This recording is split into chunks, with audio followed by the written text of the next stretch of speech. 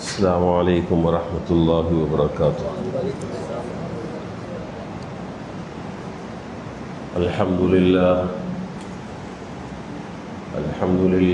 نحمده ونستعینه ونستغفره ونؤمن به ونتوکل علیہ ونعوذ باللہ من شرور انفسنا ومن سیئات اعمالنا، من يهده الله فلا مضل له ومن يضلله فلا هادي له، وأشهد أن لا إله إلا الله وحده لا شريك له، وأشهد أن سيدنا وسندنا وشفيعنا ومولانا محمدا عبده ورسوله صلى الله تعالى عليه وعلى آله وأصحابه وبارك وسلم تسليما كثيرا كثيرا.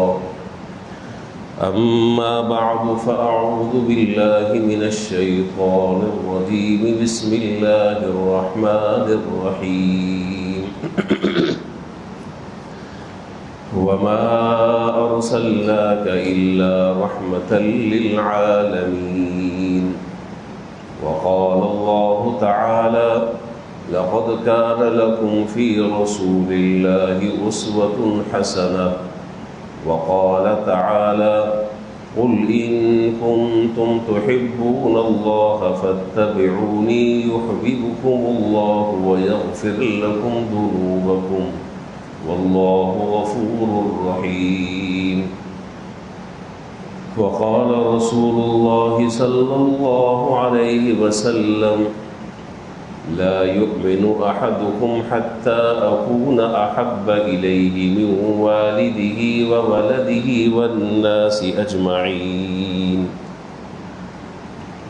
صدق الله العظيم. عزیزان محترم و برادران عزیز، ربیع الاول کا مہینہ یہ وہ عظیم مہینہ ہے کہ جس میں محسن انسانیت، خاتم النبیین، رحمت للعالمین، فخر موجودات، سید الاولین والآخرین،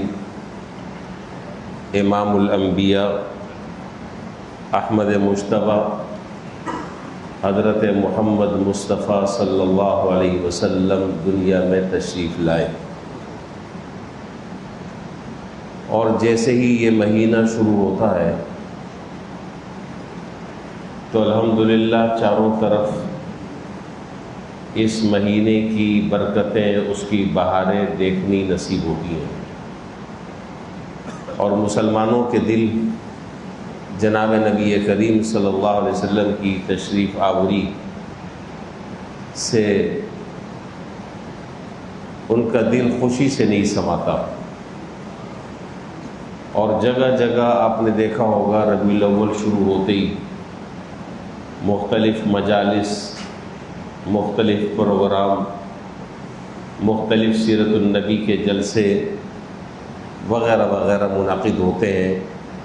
یہ در حقیقت نتیجہ ہے کہ مسلمانوں کے دل میں جناب نبی کریم صلی اللہ علیہ وسلم کی محبت الحمدللہ موجود ہے۔ یہ بہت بڑا سرمایہ ہے،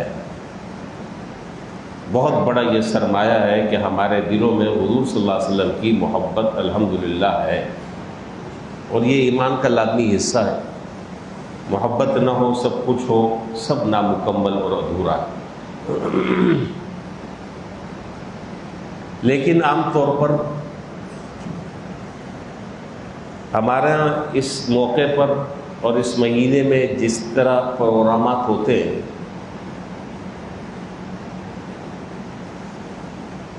جو ان محافل اور ان مجالس کے انعقاد کا بنیادی مقصد ہے وہ عام طور پر مفقود ہوتا ہے۔ میرا مشاہدہ تو یہ ہے باقی آپ حضرات عمر میں تجربے میں مجھ سے بہت زیادہ بڑے، میں نے تو آج تک نہیں دیکھی کوئی ایسی محفل، کوئی ایسی مجلس، کوئی ایسی تربیتی نشست کہ جس میں جناب نبی کریم صلی اللہ علیہ وسلم کی سیرت پر بیان کرنے کے بعد باقاعدہ لوگوں نے یہ عہد کیا ہو کہ آج سے ہم انشاءاللہ 5 وقت کی نماز پڑھیں گے۔ میں نے تو نہیں دیکھا اس مجلس میں یہ باقاعدہ عہد کیا ہو کہ آج سے ہم جھوٹ نہیں بولیں گے۔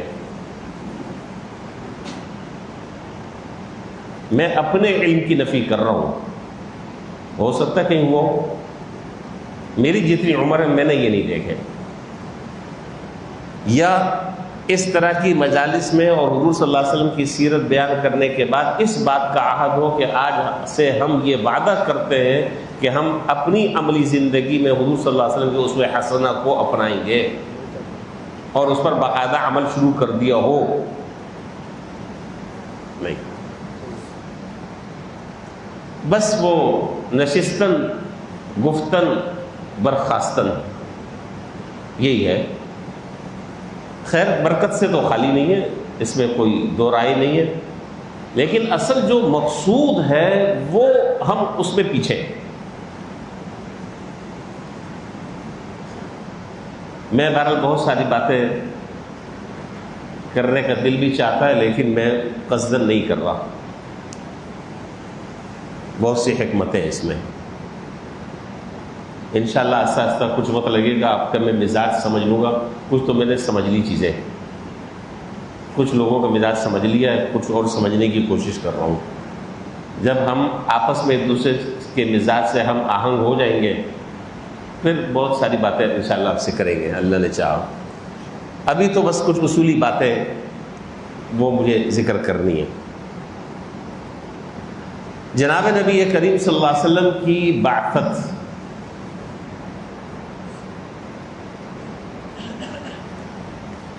یہ اللہ تعالیٰ کا اس امت پر وہ عظیم احسان ہے کہ قیامت تک کے ہم اس نعمت پر اللہ تعالیٰ کا جتنا شکر ادا کریں ادا نہیں ہو سکتا۔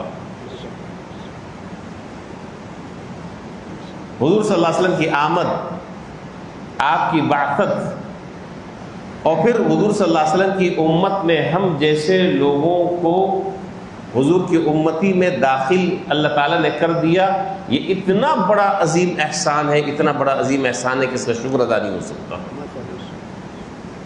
پچھلے امت کے لوگ وہ یہ تمنا کرتے کرتے دنیا سے چلے گئے، اللہ نے بغیر کسی طلب کے ہمیں یہ نسبت عطا فرما دی حضور اکرم صلی اللہ علیہ وسلم سے۔ تو یہ اللہ تعالیٰ کے اس پر شکر ادا کرنا چاہیے۔ آپ ذرا سا دیکھیے، چند باتیں کرنی ہے، زیادہ رسمی تقریریں وقریریں تو مجھے ویسے بھی نہیں آتی، وہ خطیب جو اچھلتے کودتے ہیں اور چیخنا چلانا میں وہ مزاج نہیں ہے، سیدھی سیدھی سی باتیں، سمپل سی باتیں، 2 اور 2 4 کی طرح ختم، کوئی لمبی چھوڑی باتیں نہیں۔ جناب نبی کریم صلی اللہ علیہ وسلم کی عمر مبارک 63 سال تھی، 40 سال میں آپ کو اللہ تعالیٰ نے نبوت عطا فرمائی۔ 40 سال کے بعد جو وقت عرصہ ہے وہ ہے مختصر سا 23 سال۔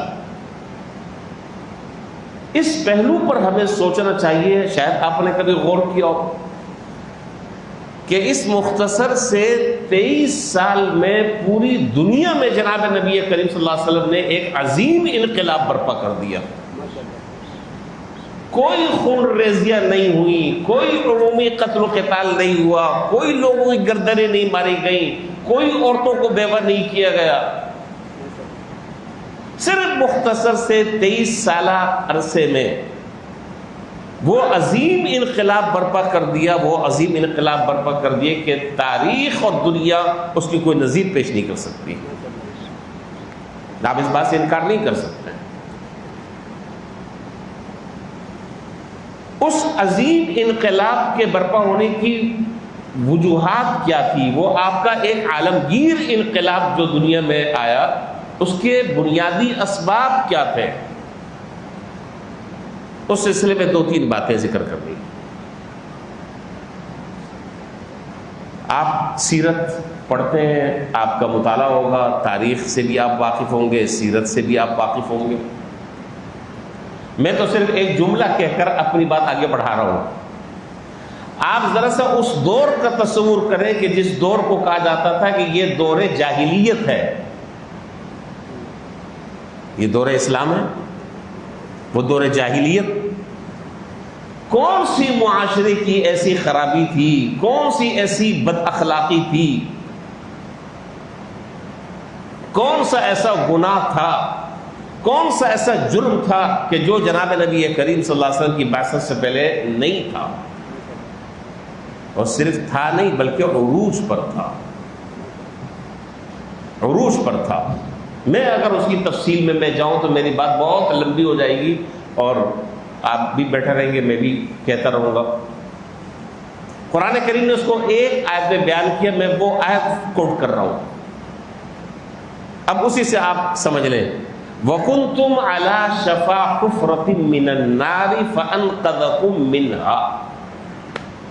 بس یہ مختصر سی آیت ہے، اس میں پورے اس دور جاہلیت کا نقشہ اللہ تعالیٰ نے کھینچ دیا اور فرمایا وَكُنْتُمْ عَلَى شَفَا حُفْرَةٍ مِّنَ النَّارِ. تم تو آگ کے کنارے پر کھڑے تھے، میرے نبی نے تمہیں پکڑ پکڑ کر نکالا. اب میں اس کی تفصیل میں جاؤں گا. کتابیں، اتنی ساری کتابیں جو ہے وہ لکھی جا سکتی ہیں، صرف میں آیت کا حوالہ دے دیا. وَكُنْتُمْ عَلَى شَفَا حُفْرَةٍ مِّنَ النَّارِ فَأَنْقَذَكُم مِّنْهَا. تو میں یہ عرض کر رہا تھا کہ یہ انقلاب جو برپا ہوا، اس کی بنیادی اسباب کیا تھے؟ نمبر 1، سرکار دو عالم نبی کریم صلی اللہ علیہ وسلم نے امت کو جن باتوں کی تلقین فرمائی، جو باتیں آپ نے امت کو بتائیں، جو آپ کی تعلیمات ہیں، جو آپ کی ہدایات ہیں، وہ عبادات سے متعلق ہوں، وہ معاشرت سے متعلق ہوں، وہ اخلاقیات سے متعلق ہوں، جو تعلیم آپ نے ارشاد فرمائی خود عمل کر کر دکھلایا. میں اس کی چند مثالیں دیتا ہوں. ہمارے اوپر اور آپ کے اوپر دن رات میں کتنی نمازیں فرض ہیں؟ 5 نمازیں.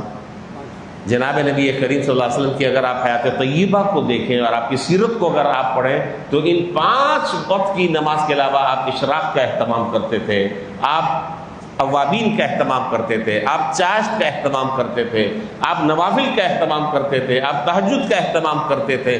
یہ ساری اور پوری رات آپ کھڑے ہوتے تھے. حدیث میں ہے کہ آپ کے قدم مبارک سوج جاتے تھے. اور پھر کہا آپ سے کہ اللہ کے رسول آپ کیوں اپنے آپ کو اتنا تھکاتے ہیں، کیوں آپ اپنے آپ کو اتنی مشقت میں ڈالتے ہیں؟ تو آپ نے کیا جواب دیا؟ افلا اکون عبدا شکورا، کیا میں اللہ کا شکر گزار بندہ نہ بنوں؟ یعنی جناب نبی کریم، اب میری بات سے سمجھیے گا، جناب نبی کریم صلی اللہ علیہ وسلم ہمیں اور آپ کو رخصت کی تعلیم دے رہے ہیں اور خود عزیمت پر عمل کر رہے ہیں. مجھے اور آپ سے کہہ رہے ہیں کہ 5 وقت کی نماز پڑھ لو، اور خود کتنی نمازیں پڑھ رہے ہیں؟ نوافل کی ایک لائن ہے. اب آپ آ جائیں روزے پہ.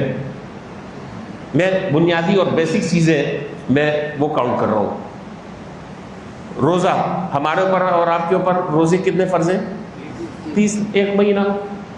جناب نبی کریم، اگر آپ احادیث دیکھیں، جناب نبی کریم صلی اللہ علیہ وسلم مسلسل بغیر افطاری کے اور بغیر سحری کے مسلسل روزے رکھ رہے ہیں. اور صحابہ، اللہ اکبر، حضرات صحابہ کی حضور نے ایسی تربیت فرمائی. آگے بات آ رہی ہے.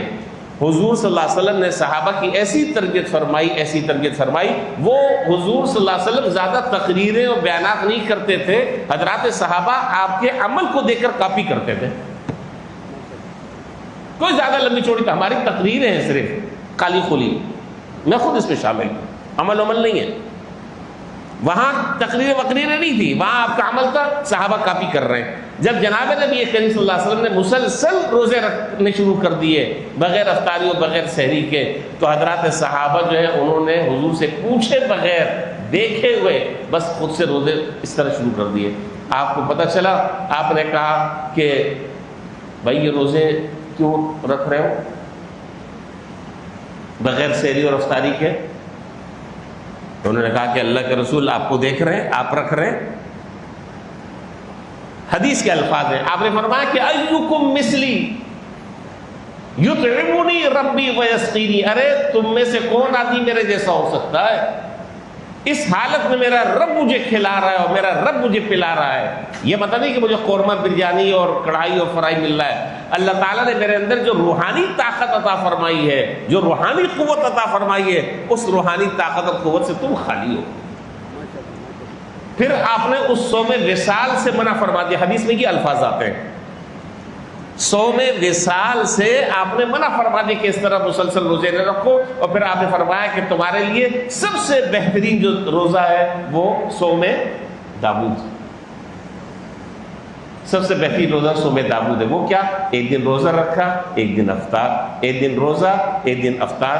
تو خود ہمیں اور آپ کو 30 روزوں کا پابند کر رہے ہیں، اور خود حال یہ ہے کہ مسلسل آپ روزے رکھ رہے ہیں، اور نفلی روزے تو آپ کثرت سے رکھا کرتے تھے، یہاں تک کہ ہر مہینے کی 13، 14، 15 تاریخ جن کو ایام 20 کہا جاتا ہے، جناب نبی کریم صلی اللہ علیہ وسلم اس کو روزہ رکھتے تھے۔ مجھے اور آپ کو رخصت پر عمل کرنے کا کہا، اور خود کس پر عمل کر رہے ہیں؟ عزیمت پر۔ آگے چلیے، زکوٰۃ ہم اور آپ کتنی دیتے ہیں؟ 2.5%۔ اور سب دیتے ہیں؟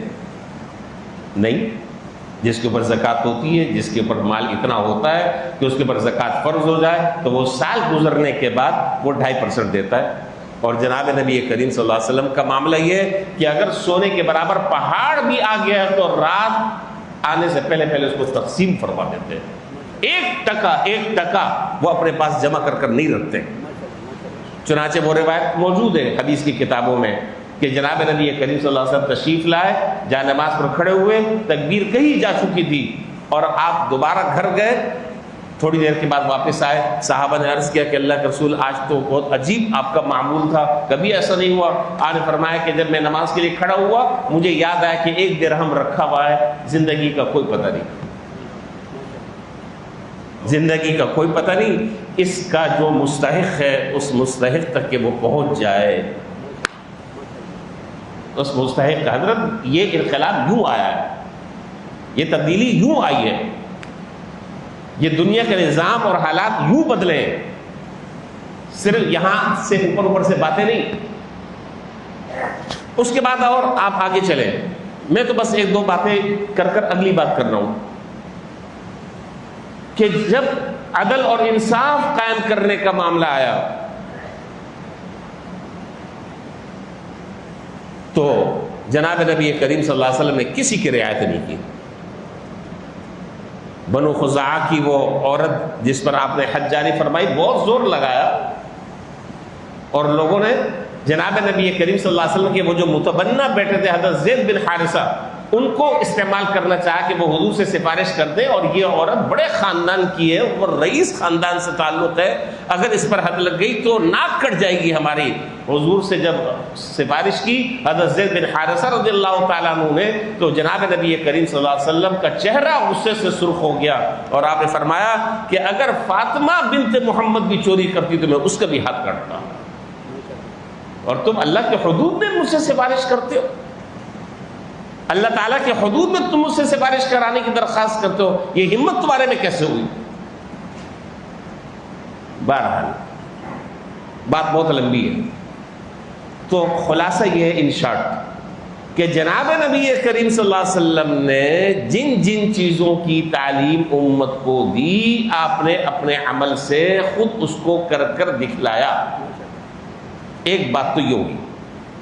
دوسری بات یہ ہے کہ اللہ تبارک و تعالیٰ نے آپ کو وہ برگزیدہ، وہ چنیدہ، وہ شخصیات حضرات صحابہ کرام رضی اللہ تعالیٰ عنہم اجمعین کی صورت میں اللہ تعالیٰ نے آپ کو عطا فرمایا کہ جنہوں نے حضور کی صحبت سے وہ ایسا کندن بن گئے کہ وہ جہاں جہاں گئے ان کی نمازوں کو دیکھ کر لوگ اسلام میں داخل ہو گئے، ان کے معاملات کو دیکھ کر اسلام میں داخل ہو گئے، ان کی معاشرت کو دیکھ کر اسلام میں داخل ہو گئے، ان کی تجارت کو دیکھ کر اسلام میں داخل ہو گئے، ان کے اخلاق کو دیکھ کر اسلام میں داخل ہو گئے۔ وہاں تقریریں وقریریں نہیں تھی، ان کی سچائی، ان کا عدل، ان کا انصاف، ان کی نماز، ان کی رحم دلی، ان کی شفقت، ان چیزوں کو دیکھ کر لوگ دار اسلام میں داخل ہو گئے۔ یوں بہت مختصر سے عرصے میں پوری دنیا میں انقلاب برپا ہو گیا، پوری دنیا میں انقلاب برپا ہو گیا۔ اور جب جناب نبی کریم صلی اللہ علیہ وسلم نے نبوت کا دعویٰ فرمایا اور اللہ تعالیٰ نے آپ کو وحی دی، تو آپ کو پتہ ہے کہ جب نبوت ملی تو قوم نے آپ سے دلیل طلب کی کہ آپ دلیل دیں کہ آپ واقعی نبی ہیں۔ آپ سے پہلے حضرات انبیاء علیہ السلام جب انہوں نے نبوت کا دعویٰ کیا تو ان سے بھی دلیل مانگی، کسی نے اونٹنی پیش کی، سمجھ رہے ہیں نا بات، کسی نے اونٹنی پیش کی، کسی نے عصا دکھایا، کسی نے مادر ذات کوڑ پر ہاتھ پھیر کر اللہ کے حکم سے صحت مند کر دیا، اللہ کے حکم سے دکھائے۔ جناب نبی کریم صلی اللہ علیہ وسلم نے ایک ایسا جملہ کہا ہے جس کو قرآن نے بیان کیا ہے کہ آدمی دنگ رہ جاتا ہے، اور یہ حضور ہی کہہ سکتے ہیں، یہ انہی کے شان کے مطابق ہے۔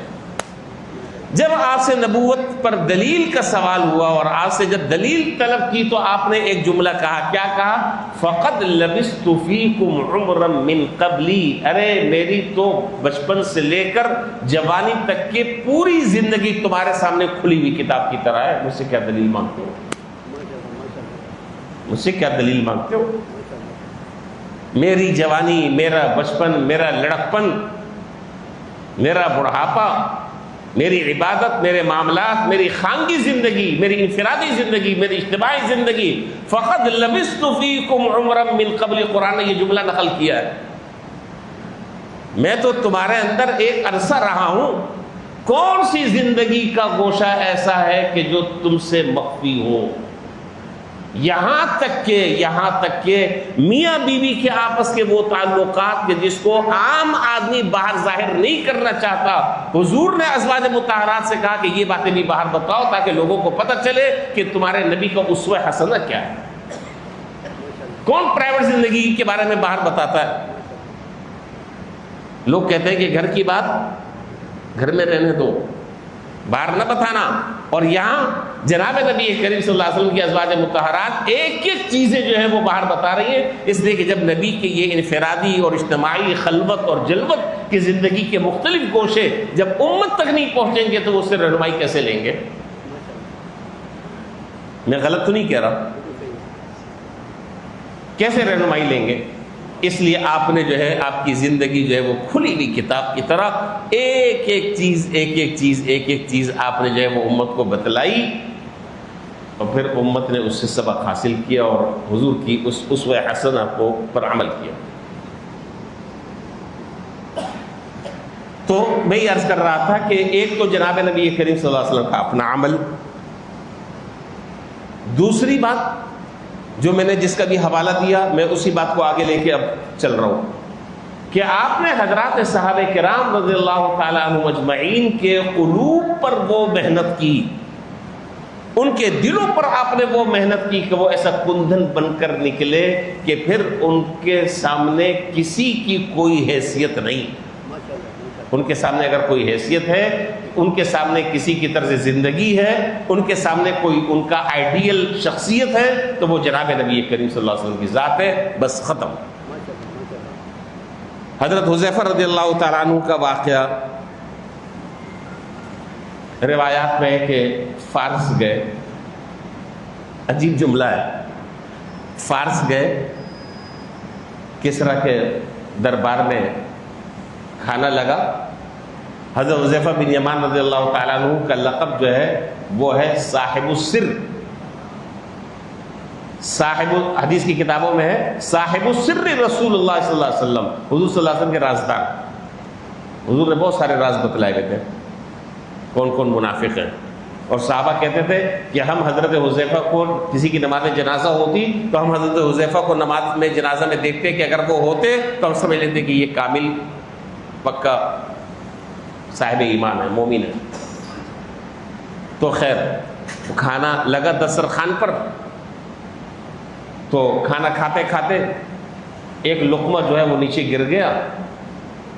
تو تعلیم کیا ہے، حضور نے تعلیم کیا دی ہے کہ اگر وہ لقمہ نیچے گرا ہوا ہے، اگر اس پر کوئی مٹی یا کوئی چیز لگی ہوئی ہے تو اس کو صاف کر لو، اور صاف کر کر کھا لو. اس لیے کہ ہو سکتا ہے کہ جس کو تم نظر انداز کر رہے ہو اللہ نے پورے کھانے کے اندر اس لقمے میں برکت رکھی ہو. آج ذرا بڑی بھری دعوت میں ذرا آپ کر لیں، ذرا اس طرح پتہ چل جائے گا. میزبان کہے گا کہ بھائی آئندہ بس مہربانی آپ آئندہ کہیں اور جائیے گا. تو جب آپ نے وہ لقمہ صاف کر کر جب کھانا شروع کیا تو برابر والے نے کونی ماری. کیا کر رہے ہو؟ کس کا دربار ہے؟ کتنے بڑے بڑے لوگ بیٹھے ہوئے ہیں، یہ کیا حرکت؟ وہ تاریخی جملہ حضرت حذیفہ بن یمان رضی اللہ تعالیٰ عنہ نے ارشاد فرمایا. آپ نے فرمایا اَأَتْرُكُ سُنَّةَ حَبِيبِي صلی اللہ علیہ وسلم لِهَؤُلَاءِ الْحُمَقَاءِ. آپ نے فرمایا کہ کیا میں ان احمقوں کی وجہ سے اپنے حبیب کی سنت کو چھوڑ دوں؟ کیا میں اپنے حبیب کی وجہ سے، ان احمقوں کی وجہ سے اپنے حبیب کی سنت کو چھوڑ دوں؟ اور میرا جیسا کوئی آدمی ہوتا تو وہ کھسیانی بلی، ہاں صحیح کہہ رہے ہیں، مجھے یہ نہیں کرنا چاہیے تھا، لوگ کیا کہیں گے، ندیدہ ہے، اس نے کبھی کھانا دیکھا ہی نہیں. یہ تھے وہ حضرات صحابہ کہ جو جناب نبی کریم صلی اللہ علیہ وسلم کی ایک ایک اداؤں پر، آپ کی ایک ایک سنتوں پر وہ مر مٹتے تھے. اس پہ کوئی کمپرومائز نہیں ہے، کوئی کمپرومائز نہیں ہے، سامنے والا کتنی بڑی طاقت کا آدمی کیوں نہ ہو. اس لیے کہ ان کی جو آئیڈیل شخصیت تھی وہ جناب نبی کریم صلی اللہ علیہ وسلم. اس کے بعد جو ہے وہ پھر کوئی نظر میں ان کے وہ کسی کو خاطر میں نہیں لاتے. حضور کو یہ چیز پسند ہے. ابھی پرسوں ترسوں اثر میں نے حدیث پتہ نہیں آپ نے سنی تھی، جو لوگ تھے اثر میں، وہ ایک درزی نے، جناب شمائل میں روایت ہے، ایک درزی نے جناب نبی کریم صلی اللہ علیہ وسلم کی دعوت کی تو حضور کے ساتھ کچھ صحابہ بھی چلے گئے. حضرت انس رضی اللہ تعالیٰ عنہ اس دعوت میں بھی شریک ہیں اور راوی بھی ہیں اس روایت کے. وہ کہتے ہیں کہ ہم دعوت میں شریک ہوئے تو وہ درزی نے گوشت کا پتلا شوربے والا سالن بنایا تھا، اس کے اندر لوکی ڈالی تھی، لوکی. تو حضور صلی اللہ علیہ وسلم جو ہے وہ جگہ جگہ سے لوکی اٹھا کر کھا رہے تھے. اس سے اندازہ یہ ہوا کہ لوکی آپ کو بہت مرغوب تھی. حضرت انس فرماتے ہیں کہ اس دن سے مجھے بھی لوکی پسند ہو گئی، اس لیے کہ حضور کو لوکی پسند تھی، وہ پسند میری بھی اب ہو گئی. آج یہ جذبہ ہمارے اندر کیوں نہیں ہے؟ آج ہم غلامانہ ذہن کے ہم مالک ہو چکے ہیں. ہمیں حضور صلی اللہ علیہ وسلم کی سنتوں پر یا آپ کے طریقے پر عمل کرتے ہوئے شرم محسوس ہوتی ہے. لوگ کیا کہیں گے، لوگ کیا کہیں گے. حضور صلی اللہ علیہ وسلم کی جو طرز زندگی ہے، آپ کی جو طرز عبادت ہے، طریقہ تعلیم ہے، جو بھی آپ کو اسوہ حسنہ ہے، وہ ہر زمانے اور ہر دور اور ہر زمانے کے ہر لوگ کے لیے، اس کا کسی سن سے اور کسی سال سے تعلق نہیں ہے، کسی نسل سے تعلق نہیں. قیامت تک کے آنے والے لوگوں کے لیے آپ کا اسوہ حسنہ قابل عمل ہے.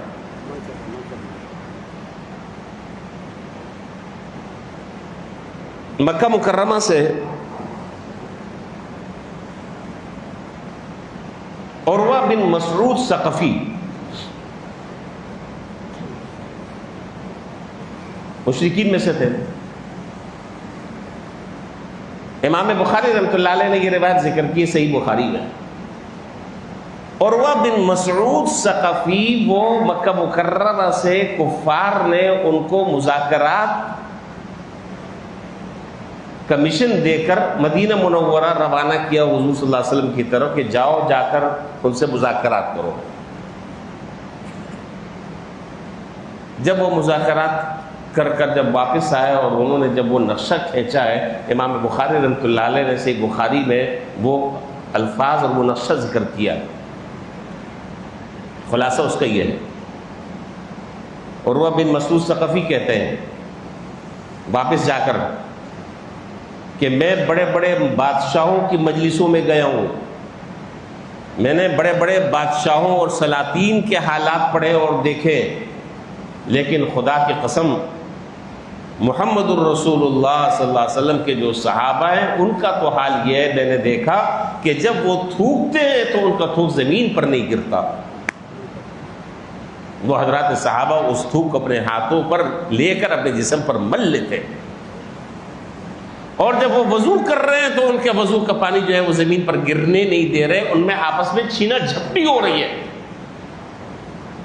وہ زمین پر پانی گرنے نہیں دے رہے۔ اور جب وہ کوئی بات کرتے ہیں تو وہ ایسا لگتا ہے کہ جیسے ان کے سر پر کوئی چادر ڈال دی ہے اور اس چادر میں کوئی خم نہیں ہے،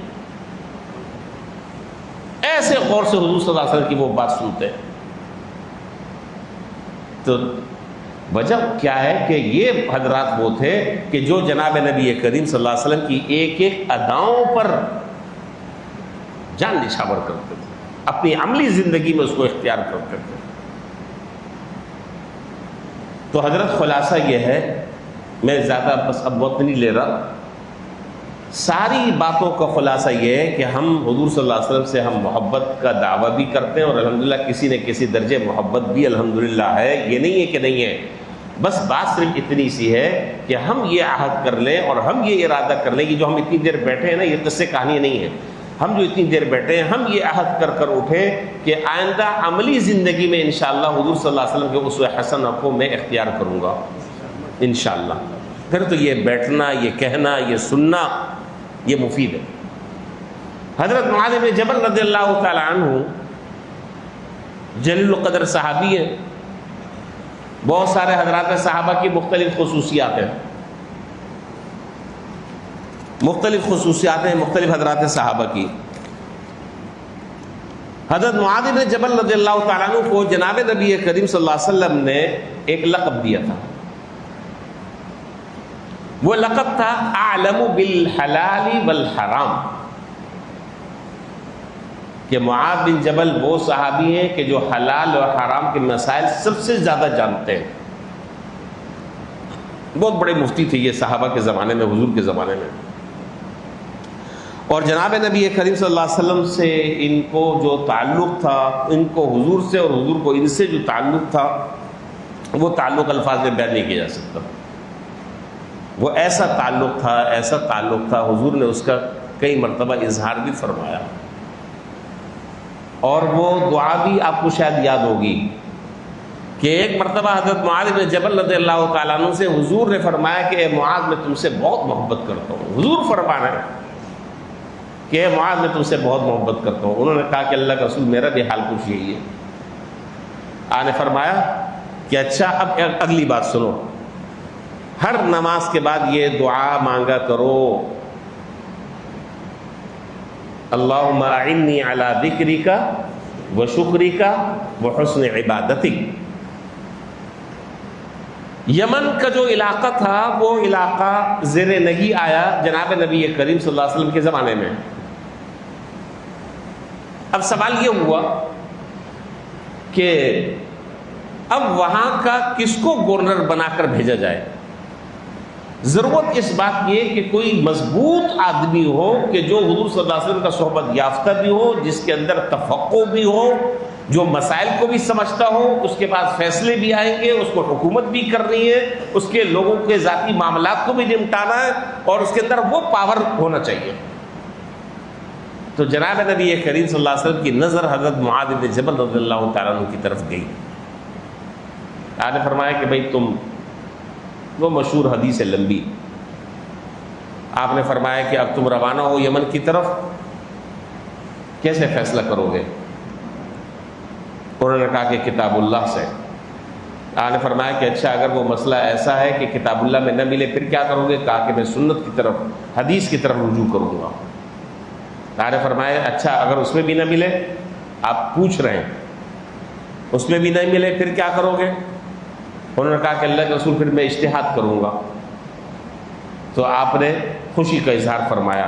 خیر، تو جب یمن کی طرف جب آپ ان کو روانہ فرما رہے تھے، اب وہ میں ذرا سا نقشہ کھینچنے لگا ہوں، غور سے ذرا سمجھیے گا. صورتحال اس وقت کی یہ ہے کہ جناب نبی کریم صلی اللہ علیہ وسلم مدینے سے باہر نکلے. حضرت معاذ بن جبل رضی اللہ تعالیٰ عنہ کو اونٹ پر سوار کیا، خود پیدل چل رہے.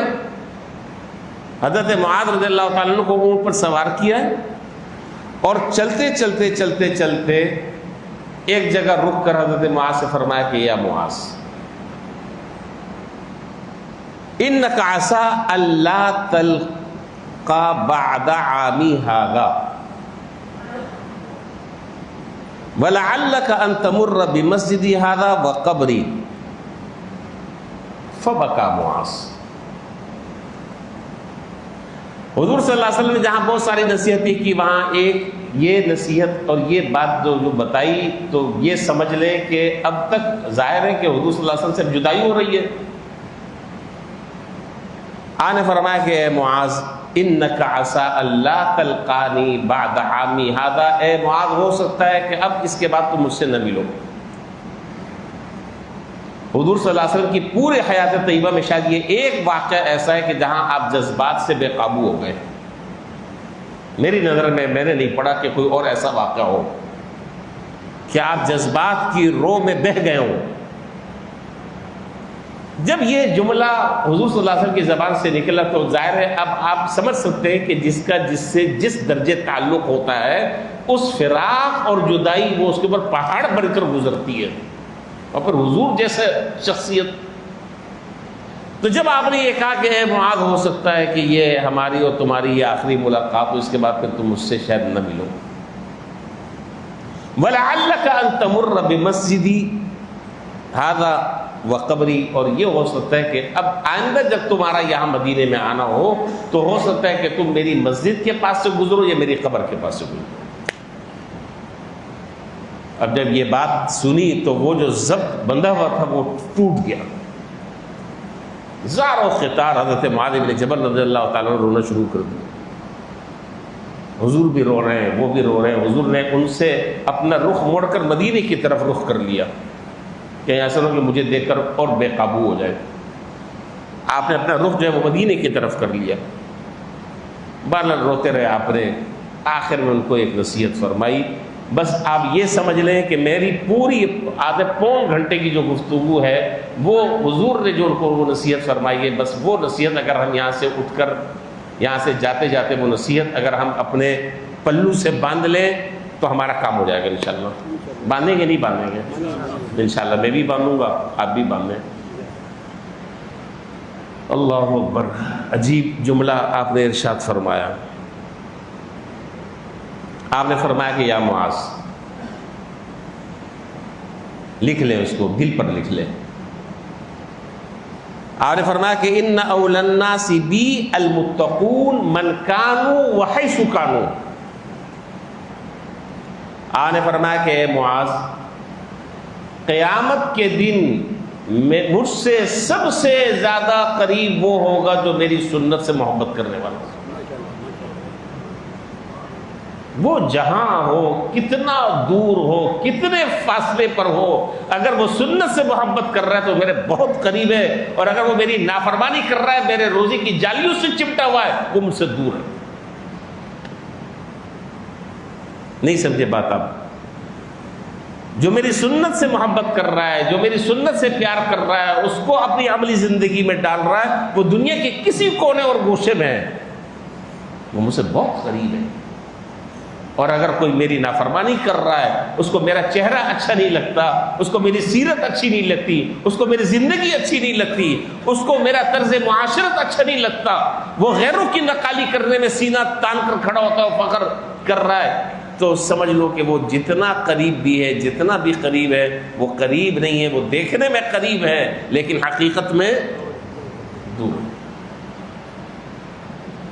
بس حضرت باتیں تو بہت ساری ہیں، واقعات بہت سارے ہیں، مہمان بھی میرے گھر میں آئے ہوئے ہیں.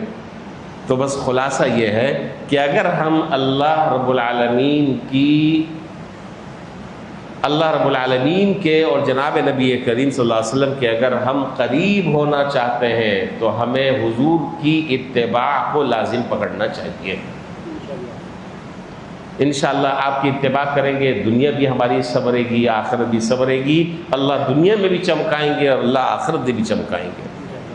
اور پھر جب کہ ہم حضور صلی اللہ علیہ وسلم کے شفاعت کے امیدوار ہیں، آپ کے دست اقدس سے حوض کوثر پینے کے ہم مشتاق ہیں، تو کل قیامت کے دن اگر حضور صلی اللہ علیہ وسلم نے یہ کہہ دیا کہ میری سنت سے تو تمہیں محبت نہیں تھی، تم تو غیروں کی نقالی کرنے میں فخر محسوس کر رہے تھے، کیا جواب ہم دیں گے؟ کوئی جواب ہے تیار کیا ہوا ہے؟ تو اس لیے کمزور، میں بھی بہت کمزور ہوں، آپ بھی کمزور ہیں. ارادہ تو کر لیں، نیت تو کر لیں کہ میرا کھانا، میرا پینا، میرا سونا، میرا جاگنا، میرا چلنا، میرا پھرنا، میری عبادت، میرے اخلاق، میرے گھر والوں کے ساتھ معاملات، میرے بیوی بچوں کے ساتھ سلوک، وہ سنت کے مطابق انشاءاللہ میں کوشش کروں گا. سب نہیں کہہ رہے، میرا خیال ارادہ نہیں ہے. اور ویسے بھی مسجد میں جھوٹ نہیں بولنا چاہیے، یہ بھی مسئلہ پڑا ہے بھائی. سارے کہتے ہیں انشاءاللہ. جزاک اللہ، جزاک اللہ.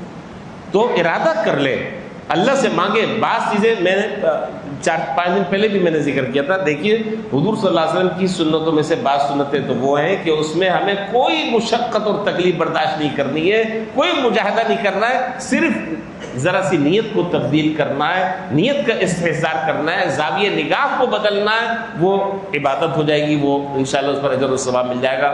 مسجد میں آنا جانا سنت کے مطابق ہو، بیت الخلاء میں آنا جانا سنت کے مطابق ہو، کھانا پینا سنت کے مطابق ہو. میں بہت بڑے بڑے آپ کو واقعات اور بڑی بڑی باتیں نہیں سنا رہا، میں بیسک چیزیں بتا رہا ہوں. کھانا پینا، سونا جاگنا، اٹھنا بیٹھنا، لین دین، لوگوں سے ملنا ملانا، یہ کام وہ ہیں کہ اگر آپ سنت کے مطابق نہیں کر رہے تب بھی ہو رہے ہیں، اور سنت کے مطابق کریں گے تب بھی ہوں گے. فرق کیا ہے؟ فرق یہ ہے کہ جب سنت کے مطابق کریں گے تو اس کا نور انشاءاللہ زندگی میں محسوس ہوگا، اس کا زندگی میں نور محسوس ہوگا، اس کی افادیت آپ کو نظر آئے گی، اس کے ثمرات آپ کو نظر آئیں گے، اس کی برکتیں انشاءاللہ آپ کو نظر آئیں گی. اللہ تعالیٰ میں سب سے زیادہ محتاج میں ہوں، کہنے والا زیادہ محتاج ہوتا ہے. اللہ تعالیٰ مجھے بھی توفیق دیں، اللہ تعالیٰ آپ کو بھی توفیق عطا فرمائے. میں ایک اور بات ذکر کر بس میں بات ختم کر رہا ہوں. باتیں بہت ساری کرنے کی ہیں، پتہ نہیں میرے دل میں ویسے ہی آج اس دفعہ خیال آ گیا. ویسے میرا معمول اس طرح راتوں کو بیان کرنے کا نہیں ہوتا، لیکن پتہ نہیں آپ کی برکت سے میں بس ایسی میں نے کر دیا، اور میں سمجھتا ہوں کہ انشاءاللہ فائدے سے خالی نہیں ہے انشاءاللہ. جناب نبی کریم صلی اللہ علیہ وسلم جو ہے وہ حضرات صحابہ کے ساتھ ایک دفعہ، ابو داود میں روایت ہے، سنن ابی داود میں، حضور صلی اللہ علیہ وسلم صحابہ کے ساتھ جا رہے تھے. تو جاتے جاتے راستے میں ایک جگہ نظر پڑی، ایک مکان بنا ہوا تھا، اور حدیث کے جو الفاظ ہیں وہ ہے فرآ قبۃ مشرفہ. بسم اللہ.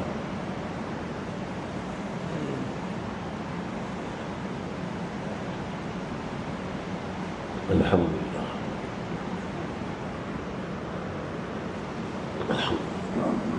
حدیث کے الفاظ ہے فرآ قبۃ مشرفہ. چلتے چلتے آپ نے ایک اونچے گنبد والا مکان دیکھا.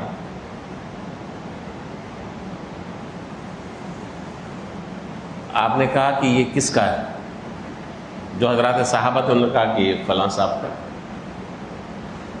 آپ نے نہ یہ کہا کہ ان کو بلاؤ، نہ یہ کہا کہ اس کو گرا دو، نہ یہ کہا کہ اتنا اونچا مکان کیوں بنایا. کوئی بات آپ نے ارشاد نہیں فرمائی، اور وہ چلتے چلاتے آپ واپس تشریف لے کر آئے. وہ صحابی بھی اتفاق سے آگے جن کا مکان تھا، تو انہوں نے جناب نبی کریم صلی اللہ علیہ وسلم کو سلام کیا، آپ نے منہ پھیر لیا.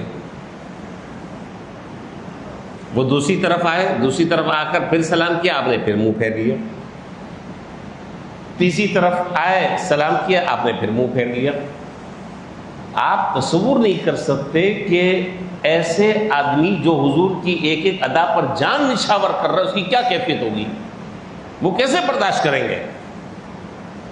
انہوں نے جو صحابہ بیٹھے تھے انہوں نے کہا حضور کہ بھئی آج تو حضور صلی اللہ علیہ وسلم نے مجھ سے منہ پھیر لیا، پتہ نہیں کون سی مجھ سے ایسی غلطی ہو گئی، کیا ہوا مجھے تو یاد نہیں ہے کہ کوئی کام ایسا ہوا۔ تو انہوں نے کہا کہ بات یہ ہے کہ جب ہم صبح حضور کے ساتھ جا رہے تھے تو آپ کا مکان دیکھا تھا، بس اس کے بعد پھر آپ نے ہم سے کوئی بات نہیں کی، بس آپ آ گئے۔ یہ صحابی اٹھے اور حدیث کے جو الفاظ ہیں وہ ہیں فَهَدَمَهَا حَتَّى سَوَّاهَا بِالْأَرْضِ، فَهَدَمَهَا حَتَّى سَوَّاهَا بِالْأَرْضِ، اور گئے اور جانے کے بعد اس مکان کو ایسا منہدم کیا کہ زمین کے ساتھ ملا دیا، یعنی لگ نہیں رہا تھا کہ یہاں پہلے کوئی مکان بنا ہوا تھا۔ اور آنے کے بعد جو ہے وہ حضور کے سامنے یہ جتایا نہیں کہ جی دیکھیے، آپ سے ہمارے جیسا کوئی آدمی ہوتا تو پہلے تو وہ جتلاتا، دیکھیے آپ سے محبت تھی، آپ کو پسند نہیں آیا نا تو میں نے اتنا بڑا کارنامہ انجام دے دیا۔ کوئی جملہ زبان سے نہیں کہا، اور جب جناب نبی کریم صلی اللہ علیہ وسلم چند دن کے بعد پھر وہاں سے جب گزرے تو کوئی نام و نشان کسی چیز کا نہیں تھا۔ تو آپ نے فرمایا کہ بھائی یہاں پر ایک مکان تھا، وہ کہاں ہے؟ تو صحابہ نے وہ پورا واقعہ ذکر کیا کہ وہ صحابی آئے تھے اور سلام کیا تھا اور آپ نے اعراض کر لیا، اور اعراض کرنے کے بعد وہ گئے اور جا کر پورا اس کو ملیا میٹ کر دیا اور زمین کے برابر کر دیا۔ پھر آپ نے فرمایا کہ اما ان کل بناء وبال علی صاحبہ الا مالا یعنی مالا بد من۔ آپ نے فرمایا کہ دیکھو ہر تعمیر اس تعمیر کرنے والے پر قیامت کے دن وبال ہوگی۔ 2 مرتبہ یہ بات ارشاد فرمائی کہ ہر تعمیر کرنے والے پر وبال ہوگی، الا ما لا یعنی لا بد من، ہاں جو ضروری ہے جس کے بغیر گزارا نہیں ہے اس حد تک کی اجازت ہے، ورنہ یہ تعمیر انسان کے گلے پڑ جائے گی۔ تو اب آپ دیکھیے کہ حضور صلی اللہ علیہ وسلم کے صرف منشا کو سمجھا، اور اس منشا کو سمجھنے کے لیے اتنی بڑی قربانی دی، صرف اس لیے کہ میرے محبوب کو ناراضگی نہ ہو۔ اللہ تبارک و تعالیٰ سے دعا فرمائے اللہ تعالیٰ ہمیں حضور صلی اللہ علیہ وسلم سے سچی محبت، آپ کی اطاعت، آپ کی اتباع، آپ کی پیروی ہمیں اپنی انفرادی زندگیوں میں، گھر کی زندگیوں میں، اپنی عملی زندگیوں میں اختیار کرنے کی اللہ تعالیٰ توفیق عطا فرمائے، اور مرنے دم تک اللہ تعالیٰ ہمیں سنت سے جوڑے رکھیں، سنت سے محبت اور اس سنت پر عملی طور پر اس کو اپنی زندگی میں ڈالنے کی اللہ تعالیٰ ہمیں توفیق عطا فرمائے۔ یہی جناب نبی کریم صلی اللہ علیہ وسلم کا پیغام ہے اور یہی ربیع الاول کا پیغام ہے۔ ایک اور بات مجھے یاد آ گئی، اگر آپ اجازت دیں تو میں ذکر کر دوں۔ حضرت مولانا احمد علی لاہوری صاحب رحمۃ اللہ علیہ بہت بڑے آدمی گزرے ہیں، ہمارے اکابرین میں سے گزرے ہیں۔ حضرت مولانا احمد علی لاہوری رحمۃ اللہ علیہ، نام سنا ہوگا اور آپ نے ان کے حالات بھی پڑھے ہوں گے۔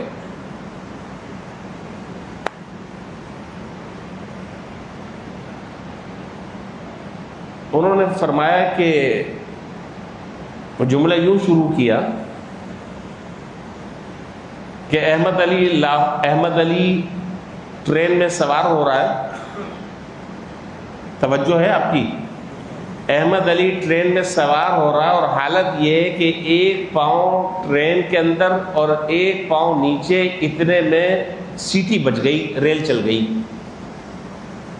ایک پاؤں ڈبے میں اور ایک پاؤں نیچے، اتنے میں سیٹی بج گئی، اور ایک آدمی پیچھے سے دوڑتا ہوا آ رہا ہے کہ احمد علی پورے قرآن کا خلاصہ بتا دو کیا ہے۔ تو احمد علی یہی کہے گا کہ پورے قرآن کا اور حضور کی پوری سیرت کا خلاصہ 3 باتیں ہیں۔ نمبر 1، اللہ تعالیٰ کو طاعات کے ذریعے، نبی کی اتباع کر کر اور مخلوق خدا کی خدمت کر کر راضی کر لو، یہ پورے دین کا خلاصہ 3 باتیں ہیں۔ اللہ کی اطاعت کر کر، نبی کی اتباع کر کر اور مخلوق خدا کی خدمت کر کر، یہ پورے دین کا، پورے سنت کا خلاصہ ہے۔ اب مجھے آپ بتائیں کون سی بات اس سے نکلی ہے باہر؟ سب چیز آ گئی۔ اللہ کی اطاعت کرو، نبی کی اتباع کرو اور مخلوق خدا کی خدمت کرو، یہ ہے پورے دین کا خلاصہ۔ اللہ تعالی ہم سب کو ان باتوں پر عمل کرنے کی توفیق عطا فرمائے۔ وآخر دعوانا الحمد للہ رب العالمین۔